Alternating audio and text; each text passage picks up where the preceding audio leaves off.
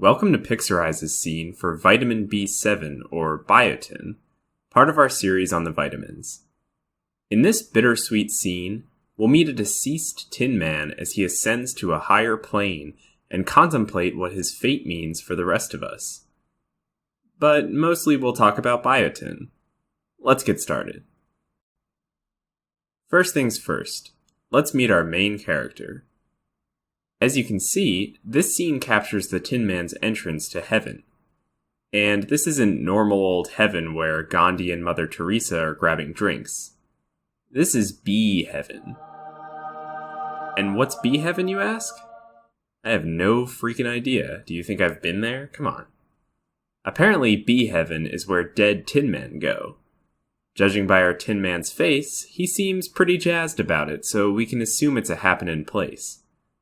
If you haven't already guessed, bee heaven is how we've chosen to represent B7, vitamin B7, and the Tin Man, as a biological construct made of tin, will be our symbol for biotin. Now let's get into the nitty-gritty biochemistry of vitamin B heaven. See that cardboard box the Tin Man's spirit is holding? I guess Tin Men get to bring their favorite earthly possessions with them in a cardboard box to bee heaven. That's pretty cool. The god of bee heaven sounds pretty chill.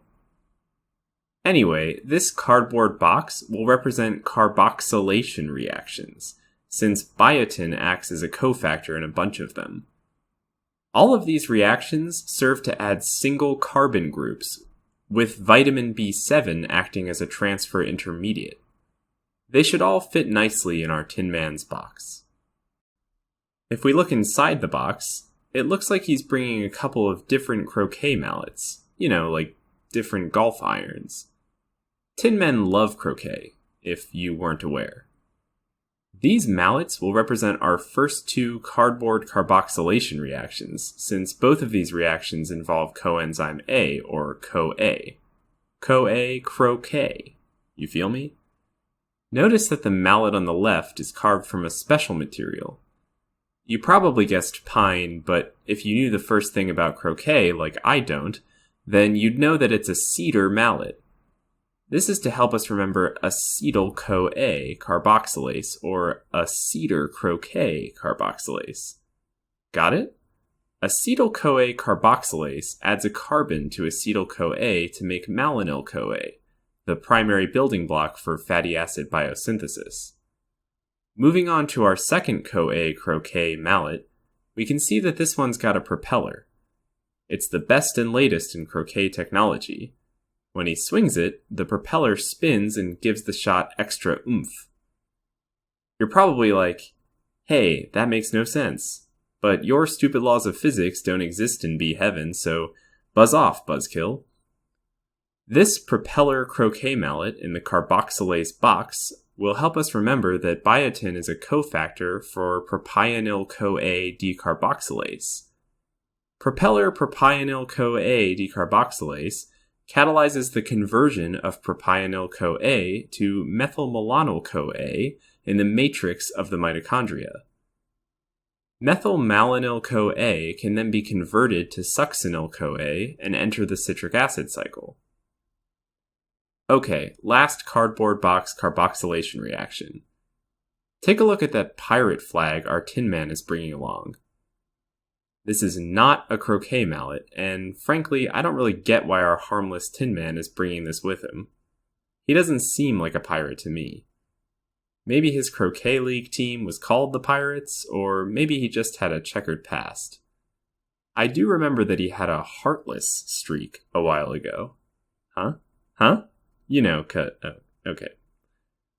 Anyway, this pirate flag will help us remember pyruvate carboxylase, which, as you might recall, is the enzyme that converts pyruvate to oxaloacetate in the mitochondria to get gluconeogenesis going. Pirate flag pyruvate carboxylase is the last enzyme that requires biotin as a cofactor that we need to cover. Hooray! We can move on to biotin man deficiency. Let's turn our attention to the dumpster in the background, our Tin Man's final resting place. Check out his discarded, piecemeal corpse rotting among the filth. Horrifying. This destroyed Tin Man will represent biotin deficiency and its clinical findings. First, check out how rusty he was when he met his end. His WD-40 prescription must not have been covered by insurance. This rust will remind us of dermatitis in biotin deficiency. Now turn your attention to our dismembered Tin Man's head. It looks like the funnel hat he was wearing has fallen off, revealing his round, shiny dome. This bald Tin Man head will remind us that biotin deficiency can cause alopecia. Finally, look at our Tin Man's posterior region. It's leaking a ton of oil. Ugh. I can practically smell this dumpster through the computer screen. This leaky oil excrement will help us remember that vitamin B7 deficient patients can present with enteritis and diarrhea. Next, check out the eggs strewn about our Tin Man's body. At this point, you're probably wondering how patients can become vitamin B7 deficient. Well, you're probably wondering a lot of things, like why do Tin Men go to bee heaven instead of, Tin Men heaven, or whatever. I don't have answers to those questions. You'll have to talk to your tin pastor. I do know what causes biotin deficiency, though. It's these eggs. Egg whites contain a lot of avidin, which tightly binds biotin, preventing absorption in the small intestine. Excessive consumption of raw egg whites, like the one in this dumpster, can lead to a biotin deficiency and the clinical picture we've already described. So I'd say skip the whole downing raw eggs for breakfast cliche when you're filming your Step 1 study montage. Lastly, turn your attention to the spray bottle next to the dumpster. That's some antimicrobial spray. Seems insufficient for properly sanitizing this dumpster, but I guess every little bit helps. Biotin deficiency can also be caused by the long-term use of antibiotics, presumably by altering the intestinal flora. Our microbial spray bottle should help us remember that. And with that, our vitamin B7 scene is as dunzo as our Tin Man, which I can joke about since he's obviously in a much better place now. If you're taking your exam and find yourself in a bind tighter than the one between biotin and avidin, just remember the specter of our Tin Man walking towards the buzzing and bright lights of bee heaven, and you should be just fine.